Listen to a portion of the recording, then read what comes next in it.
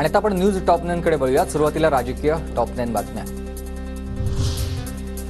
शिवरायांचा पुतळा कोसळल्याच्या निषेधार्थ आज महाविकास आघाडीचे आंदोलन। प्रशासनाच्या भ्रष्ट कारभाराविरोधात शिवरायांच्या पुतळ्याच्या ठिकाणीच मोर्चा। जयंत पाटील, आदित्य ठाकरे, वडेट्टीवार सहभागी होतील। केसरकरांना मंत्रालयासमोर जोड्यानं मारलं पाहिजे। केसरकरांनी पुतळ्याबाबत केलेल्या वक्तव्यावरून राऊतांचा हल्लाबोल। मिंध्यांनी पोचलेली ही औरंगजेबाची औलाद, राऊतांची टीका। नौदल नाही तर राज्य सरकार जबाबदार, राऊतांचा फडणवीसांवर पलटवार। पुतळा बसवण्याचा निर्णय राज्य सरकारचा नाही तर नौदलाचा होता, फडणवीसांच्या या वक्तव्यावर राऊतांचा हल्लाबोल।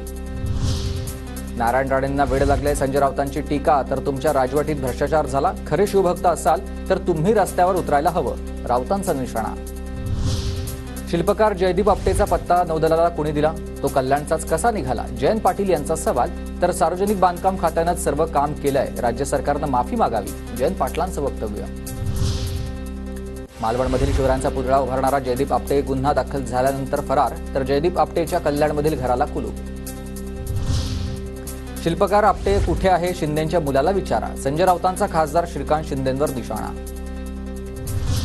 शिवरायांच्या पुतळ्याची योग्य देखभाल घ्यायला हवी होती, राज्य सरकारनं प्रकरण गांभीर्यानं हाताळायला हवं। कल्याण आता मालवणमधील शिवरायांचा पुतळा कोसळल्याप्रकरणी भाजपच्या केंद्रीय नेतृत्वाची राज्य सरकारवरही नाराजी, सूत्रांची माहिती। शिवसेना आमदार अपात्रता प्रकरणी 3 सप्टेंबरला सुप्रीम कोर्टात सुनावणी। विधानसभा अध्यक्षांनी दिलेल्या निर्णयाच्या विरोधातील ठाकरे गटाच्या याचिकेवर सुनावणी होणार।